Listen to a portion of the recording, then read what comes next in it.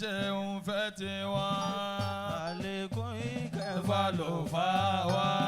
Bàbá aláwo mi bàbá lórílẹ̀.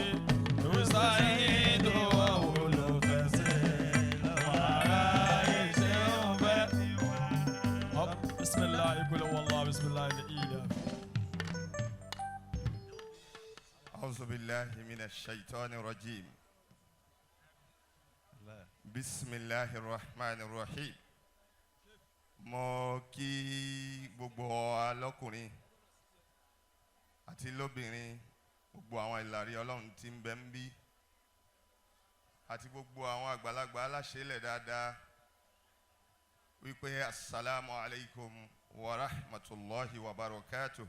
Wa alaykum salam wa rahmatullahi wa barakatuh. lẹ́yìn wá gbà náà adúpẹ́ ní ọ̀dọ̀ ọlọ́run Alhamdulillah. ọba tí máa ń ṣe àdéhùn ìgbà mi ń bẹ gẹ́gẹ́ bí àwọn àgbàlagbà tí máa sọ wá ní mò ń bọ̀ wá ọlọ́run kì í yá lógún ọdún báwo bá rí tàná mo rò pé a rí tòní oore tí ọlọ́run kó wa jọ nítorí ẹ̀ yìí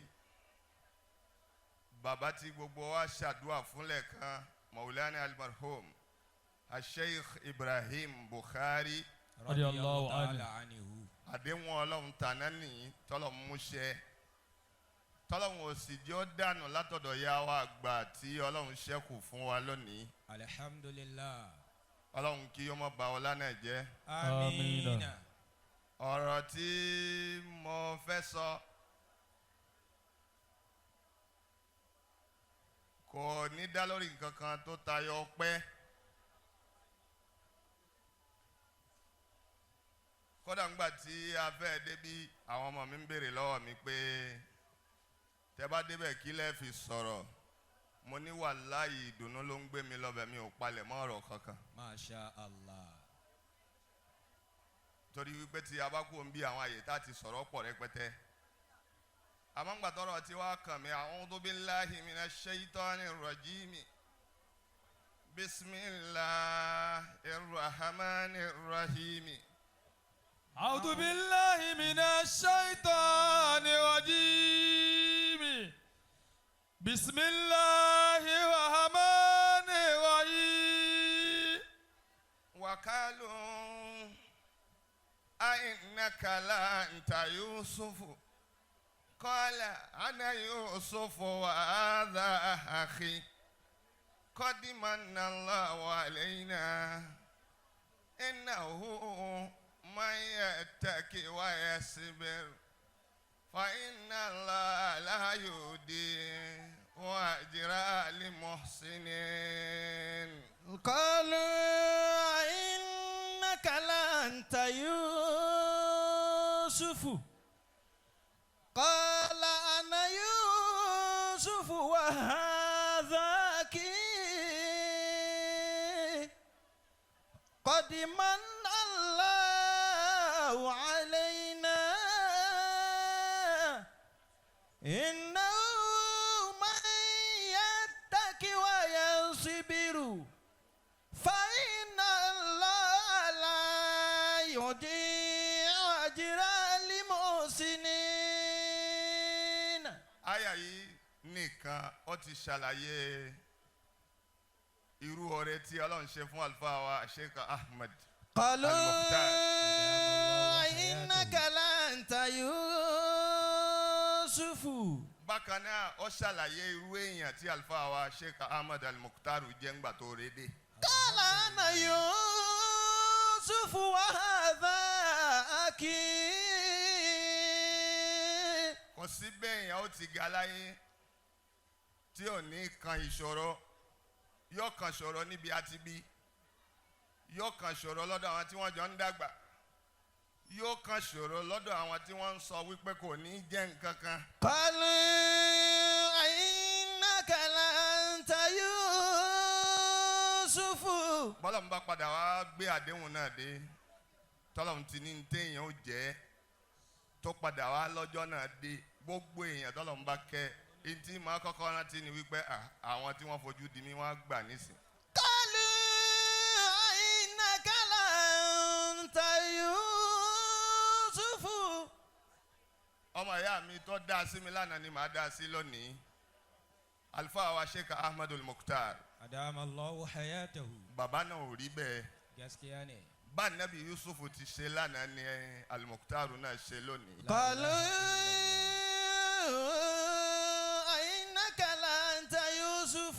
Bọ́lọ̀ ti ní asúnmọ́ra wa tó nínú ilé àti níta kódà níjẹ̀ta àtàná kó tó dòní. قالوا إنك لأنت يوسف. Ẹni gbọ́ lẹ́nu Sheikh Ahmadu wípé ẹnìkan ṣẹ̀mí ń sìnránró. La ilaha illallah. Nígbà tó láwa dé ńkọ́ táyọ̀ sọ pé àti ẹ̀mọ̀ pẹ̀lú tó báyìí ń bẹ nú ẹ̀. Àbí. Níta Nabi Yusuf ṣe ń jọ́ kínní àná fáwọn ọmọ bàkan rẹ̀. Náà ni Alfa wa Sheikh Ahmadu ń practice kódà báwọn ọmọ bàkan wọn ọmọ ìyá wọn ò bá tiẹ̀ ṣe wọn láì dáa. Masha Allah. إنك لأنت يوسف. Má bà wálé wọ́n wá bi Ànábì Yusuf pé قال أنا ìwọ́n dàrú يوسف. pọ̀ ní débì kan ló padà wá di ọ̀gá gbogbo ayé yìí ṣé wọ́n náà lọ́lọ́run ṣe yìí fún.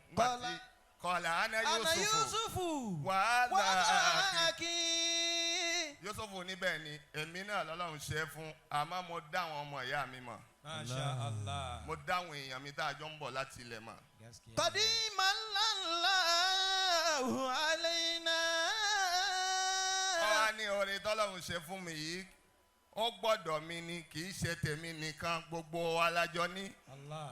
إنه من يتقي ويصبر. Ọ̀hán ní ẹ máa wọ eléyìí tẹ́ ẹ wá rí yìí kì í ṣe iṣẹ́ tèmi dá ṣe o iṣẹ́ àwọn bàbá tèmi ni o lẹ́yìn ìgbà tí wọ́n ti rí dààmú innahu man yattaqi ẹni bá wá rò wípé bí ayé ti lọ bọ́tún ti lọ bó ti ṣe lọ tí ò bá tẹnìkan jẹ́ kò bá tọmọ kankan jẹ́ tó wá ní sùúrù fa inna Allah la yudi'u ajra المحسنين. mo rọ wákà kan sí tọ́lọ̀mbá ni ó dúró dáadáa ẹ̀yin ajá sí ẹ bá ń wí.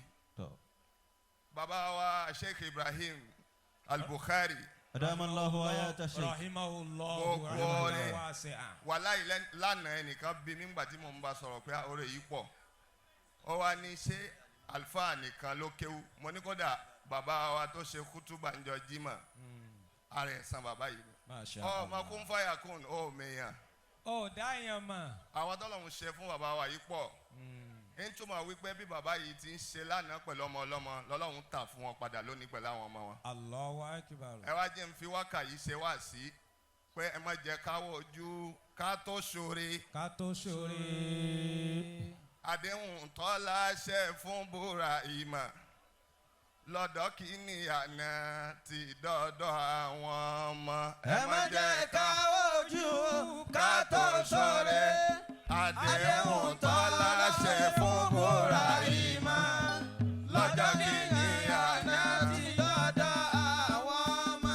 ẹ má jẹ́ ẹ̀yin mọ̀lù rárá tí ẹ má jẹ́ ká wọ́jú ká tó ṣoore.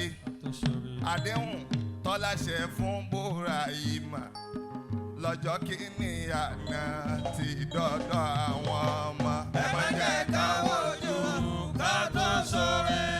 Àdéhùn tọ́lá ṣe fún Búráhímà lọ́jọ́ kìíní àná ti dọ́dọ̀ àwọn ọmọ.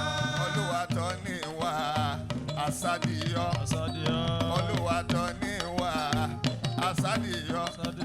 Lọ́pọ̀ ìgbà tọrùn bá ń wọ́jú wọlé lọ́pọ̀ ìgbà tọrùn bá ń yọjú wọlé ṣàánú aláìlá kọ́ máa máa nira. ẹ má jẹ́ ká ojú ká tó ṣoore àdéhùn tọ́lá ṣe fún Búráhímà lọ́jọ́ kìíní àná ti dára wọn. Olúwa tó ní wá àsádìyọ lọ́pọ̀ ìgbà tọrùn bá ń yọjú wọlé ṣàánú aláìlá kọ́ máa máa nira. ẹ má jẹ́ ká ojú ká tó ṣoore. àdéhùn tọ́lá ṣe fún Búráhímà lọ́jọ́ kìíní àná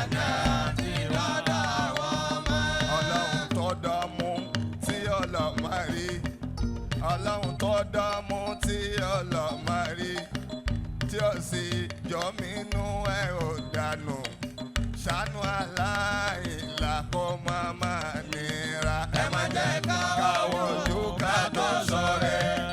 àdéhùn tọ́lá ṣe fún Bùráímà lọ́jọ́ kìíní àná ti dọ́dọ̀ wọn mọ́. Olúwa máa pa wọ́n ní kékeré. Olúwa máa pa wọ́n ní kékeré. Kán dàgbà kán dọ́gbọ́ sínú ẹ̀sìn. Ikú ọ̀dọ́ ò dájọ́ wọ́n ṣàánú wa. ẹ má jẹ́ ká wojú ká tó ṣọ̀rẹ́. àdéhùn tọ́lá ṣe fún Bùráímà lọ́jọ́ kìíní àná ti dọ́dọ̀ wọn mọ́. Ọlọ́run dákun máa fi wá pamọ́. Ọlọ́run dákun máa fi wá pamọ́. Ọlọ́run dákun máa fi wá pamọ́. Sàtíyà dákun máa yà. Sàtíyà dákun máa yà wá wèrè. Àfi wá borí ọ̀tá.